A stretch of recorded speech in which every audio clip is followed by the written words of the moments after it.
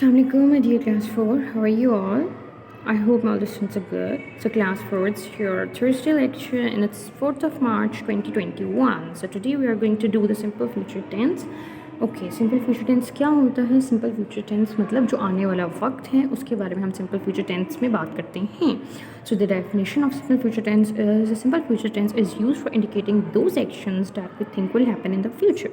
In other words we predict the future. Simple future tense वो होता है यानी वो काम जो आपका भी आने वाले वक्त में होगा. जैसे आपने कुछ प्लान किया होता है कि हम फ्यूचर में ये करेंगे, that you think that you will become a doctor, you will become a teacher, या आप कोई काम करने का सोचते हैं, तो जो भी आने वाले वक्त का काम है वो उसको फ्यूचर कहलाता है. ठीक है.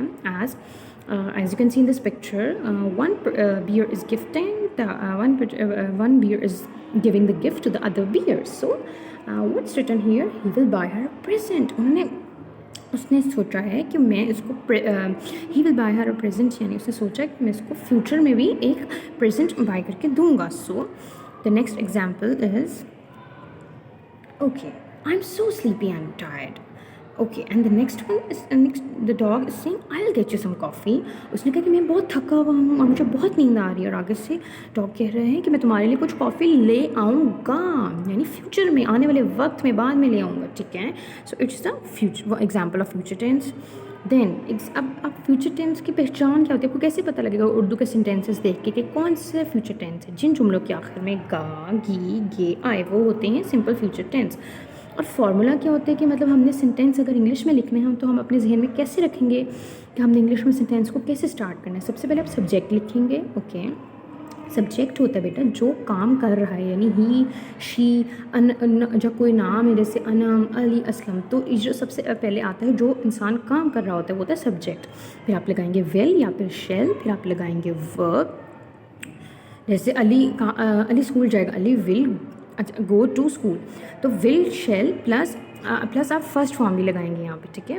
विल शेल के बाद आप लगाएंगे फर्स्ट फॉर्म ऑफ वर्ब, फिर लगाएंगे ऑब्जेक्ट. ठीक है. वर्ब नहीं, फर्स्ट फॉर्म ऑफ वर्ब, फिर ऑब्जेक्ट. और ऑब्जेक्ट क्या होते हैं? जिस पे काम हो रहा है. सब्जेक्ट होता है जो बंदा काम कर रहा है और वो जिस चीज़ पे काम कर रहा होता है, यानी जिस बारे में काम कर, जिस चीज़ पे काम कर रहा है, जहाँ काम हो रहा है वो ऑब्जेक्ट. ठीक है. वो यूज़ विल, हम विल कहाँ लगाते हैं? ही, शेट के साथ, दे के साथ, यू के साथ, और सिंगुलर और प्लूरल के साथ. ठीक है. और शेल सिर्फ लगता है आई और वी के साथ. ठीक है.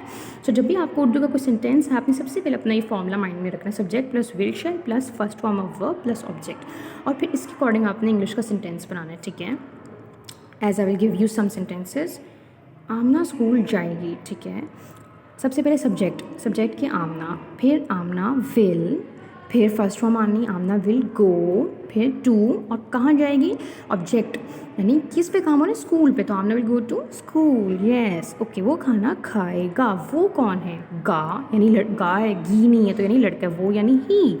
अब ही, अभी के साथ विल लगना, ही विल, खाने को क्या कहते हैं? Eat. Yes, he will eat the, और किस चीज़ पे काम हो रहा है? खाने पे, तो ही will eat the food. Yes. फिर तुम सेब खाओगे, तुम मतलब यू, और यू के साथ क्या आना है? शेल. यस, यू के साथ शेल आने.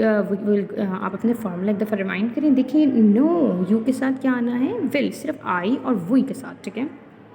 तुम सेब खाओगे, you will eat an apple. Yes. अब एप्पल के साथ हमने एन क्यों लगाया? Because A is the vowel. ठीक है. अब मैं गाना गाऊंगा. अब इसमें सब्जेक्ट के कौन काम कर रहा है? मैं गाना गाऊंगा, यानी लड़का है, तो ही, मैं गाना गाऊंगा, लड़का है, लेकिन मैं हम क्या कहेंगे? आई के साथ लगना shall. I shall sing, first form I sing, और किस पे काम हो रहा है? गाने पे. I shall sing a song. Yes. वो क्रिकेट खेलेंगे. वो कौन है? खेलेंगे ज़्यादा लोग, तो दे के साथ क्या आएगा? यस. देखें, दे के साथ आना है विल, तो अब लगाएंगे दे विल प्ले, और क्या खेलें? किस पे काम हो रहा है? What is the object? Yes, cricket is the object. They will play cricket. So these are the 5 sentences. और आप अपने माइंड में सिर्फ फार्मूला रखें कि सबसे पहले हम सब्जेक्ट लगाएंगे, फिर विल, फिर फर्स्ट फॉर्म ऑफ वर्ब, और फिर ऑब्जेक्ट. और हमने ये याद रखना है कि हमने विल लगाना है ही, शेट के साथ, दे के साथ, यू के साथ, और सिंगुलर और प्लूरल सब के साथ. और शेल सिर्फ लगता है आई वाले सेंटेंसेस के वजह, जैसे I shall go to I shall go to the room. फिर we will do this. इसमें हम लगाएंगे shall. We shall do this. We shall go to the park. तो I और we के साथ सिर्फ shall लगेगा और will के साथ will लगेगा he, she, it, you singular and plural के साथ. ठीक है? So I hope you have got this concept and you will do this very well in your papers inshallah also. So till then, take care. Allah Hafiz. Thank you.